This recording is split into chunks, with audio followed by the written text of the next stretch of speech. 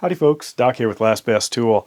And today we're going to take this Mulwark Digital Torque Wrench for a spin. Mulwark asked me if I wanted to try one of their digital torque wrenches, and I chose this guy here.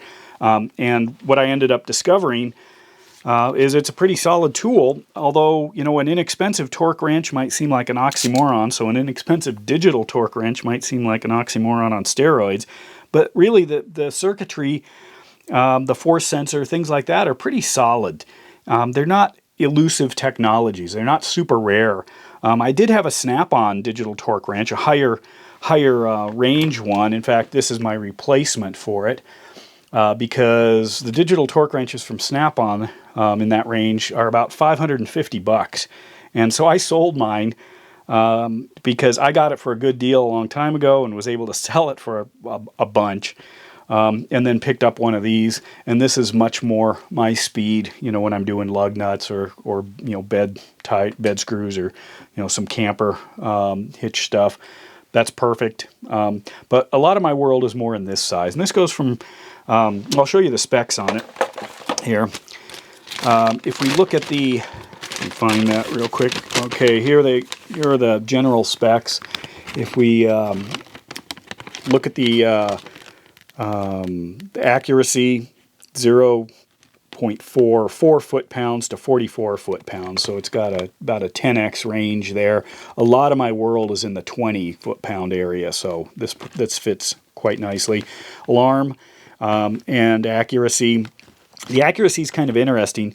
That's the accuracy range, so in real low settings it's less accurate, and this plus or minus 2 or 2 foot-pounds per or 2 inch-pounds per 100 inch-pounds might be a better way to look at it. 72 tooth ratchet, runs on 2 AA or AAA batteries. I immediately put in good energizers when I got it. Comes in this case. The extra thing is this little coin to open up the back, and I'll show you why that's important. Actually, not the coin, but the back end of this has a thing you need to be aware of. But anyway, so what I've got here to take a look at, well, let me start here. This is a kind of an example. If you can imagine this was a wrench, and I put the wrench onto a fastener here, and let me zip this around, slide this in. So what I've got is just like a regular wrench. You can see that pretty much all of the force here is in line and will transfer from my lever arm down here all the way into the fastener, straight across. But as this angle changes, you can see now I've got a different lever going on here. So if I measure the force at the anvil on my torque wrench, but I have an offset or an angle or anything that changes that, I'm going to get an actual different value transferred to the fastener. So that's why consistency is really important, also where you hold the tool. And that's why one of the reasons I like the digital one is because I can actually show people that. So I'm going to put a 10 millimeter on here and drop it into a Snap-on torque wrench. This is set at 120 inch-pounds. And it's a 10 millimeter to 10 millimeter. And I'm going to go in at a 90-degree angle here. So I'll turn this on. A couple of the features of this thing, different modes, obviously. This is for peak setting. I can also go to a trace setting. Trace gives you kind of the real time what's going on. So you see that it goes back to 0 when I release, whereas peak holds that peak setting right there. So this is great if you can't see what's actually happening. In trace, you might crank it up to the setting that you want and then release. In peak, you might have to just listen. You'd put in a setting here and then listen, and then double check it when you actually get to the point where you can see this again. So peak is often for when you can't see the display. The Snap-on also has a tactical feedback as well as a sound and an ascending sound. What you'll notice here, well, I'll get to the sound and the beeping here, but the Snap-on gives you a lot more feedback. But again, that's what you're paying another $100 or $450 for. Anyway, I've lined these up. You can hopefully see the display here. Maybe right about there. So I'm going to apply pressure. You can watch it go up. So it went to 126. I'm going to actually, I was wiggling here. I'm going to try to hold it a little better. Do this again. 118. 114. So that's a little bit off that 2% right there. But I'm not perfect. 113. Maybe that 118 was the anomaly. 15. 16. That's well within 2%. 15. 15. Okay, it's dialed in now. I've got my angle and my muscles moving, so it's getting a nice reliable reading there. Now, remember, a lot of our world was built with stuff like this. Just the thickness of that needle point right there is almost 5 foot-pounds. 5 times 12, that's 60 inch-pounds. You know, if you look at this, this range here, you know, just the bump from there to there is huge. In fact, this goes up to 1,800 inch-pounds. So there's 1,500 to 1,800 in this range. It's kind of crazy. And just the thickness of that, you know, once you get out here, just trying to guess, especially since your cup, you know, it doesn't hold it. So you're probably going to be, you know, bouncing around. So stuff like this, we did an awful lot of good work with tools, you know, like that. So I wouldn't worry too much about, you know, what the small differences, unless you're building spacecraft, in which case you're not using these tools. You're using others. You're using Snap-on, as a matter of fact. I know that. So if I go to another one, and this is the other wrench. This one uses a 1/4 inch anvil. This one's a 3/8. I'll drop this in. It's again set at 120. Line this up. Try to get my angles and everything held still. 113. 115. Oops, that was a little fast. 110 or 111. That's still within 2%. 2% plus and minus. You know, that's less than 1% right there.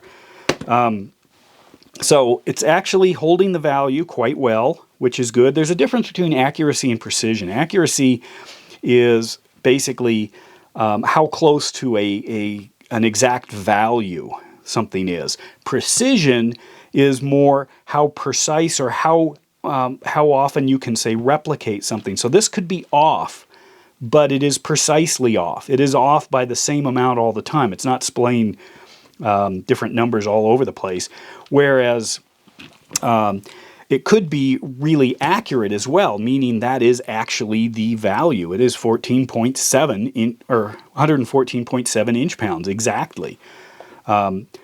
But to me, getting close and repeatable is more important, because I can then learn to use that tool. I do know from, you know, smaller tools like this, you need a tiny range if you want to spread that inaccuracy out over a very small region. You go to something great big, and that's one of the problems with large torque wrenches. Maybe they're both accurate and precise, but their window of inaccuracy, you know, is going to be huge. Meaning, you know, say plus or minus 2% at 100 foot-pounds. At foot-pounds, it's not, you know, if that's your whole world, it's not a giant number or a giant difference off, but it is off by a ways. And then that's assuming everything is normal. You hand a torque wrench to somebody else and they use it differently, they get a different value, which is also one of the things I like to show here. So if I've got, you know, some upcoming bike mechanics or something, or I'm loaning tools out to do some repairs, this is still at 120, but watch what happens when I just flick this. You see those numbers are jumping all over the place? You know, I'm not really using the tool right. So there is a technique of very gently increasing the speed, holding it in the same place. That's why torque wrenches often have dedicated handles, and they're not huge. So that's what's important, is kind of the consistency of using the tool. And I've watched some some young folks, you know, like at tire dealerships, just go out there and just crank. In fact, one guy did it once on one of my trucks, and I asked him, "What's your torque setting?" You know, I think this is like an 83 foot-pound lug nut, and he goes, "No, these are all 100." You know, everything was 100 to him because that's what the torque wrench was. Yikes. Anyway, so this is the Mulwark torque wrench. Now, the thing in the back that I wanted to talk about, let me grab the little key here. I looked up Amazon, and there are a couple of reviews where people didn't like them because they didn't work. And one guy said that he got a replacement. It sounds like good customer service, and then it didn't work it didn't work either. So here's what I've noticed, and I've noticed this about a lot of products lately. Very little things, slight oversights maybe in the design because they're not taking Murphy into consideration. Here is the battery cap. You notice it only has one contact on the side, and inside here there's only one contact. As I rotate that around, those have to line up, which means if you just drop this in, that's what this little Mulwark coin is for. If I drop that in and just tighten it, you know, turn it till it clicks in and tighten it, there we go, and go to this, okay, that was the 50% that it worked. If I rotate it and do that again, it doesn't work. Why? Because this is 180 degrees off. It's that simple. So unless somebody was really paying attention, they could easily, 50% of the time, put the battery in so it didn't work. I rotated it, it works. So my guess is that the bad reviews on Amazon because it didn't work were because of that issue. And I have noticed that with flashlights too. Some flashlights you actually have to back off the tail cap in order to charge them. If you don't do that, it won't charge. Therefore, the complaints about that light in the Amazon reviews are often that they couldn't get it to charge. Well, it's because you had to back it off, but you had to know that, which you had to read something or watch a video or whatever. But anyway, so that's my guess there. Otherwise, it seems like a fairly solid tool, well built, 72 tooth head. It's not quite the, I mean, it's a good solid head, but since it's not actually designed as a daily driver wrench, you know, like a snap-on or something, you're not, I wouldn't expect it to have, you know, near the precision as a regular wrench. It feels much, I mean, these snap-on heads, they can feel a little bit different than the regular. Overall, it's a solid little tool, sells for about $100, a little over on Amazon. They make a couple. I might try their other. They've got a smaller digital screwdriver with a similar interface, except notice this blank button here that doesn't do anything. Turn on the backlight here.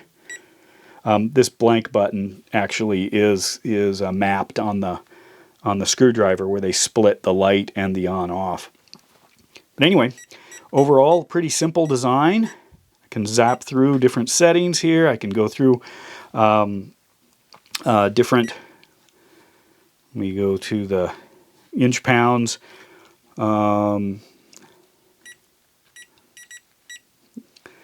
kilograms per meter, etc. Anyway, the overall build quality seems solid. You know, here.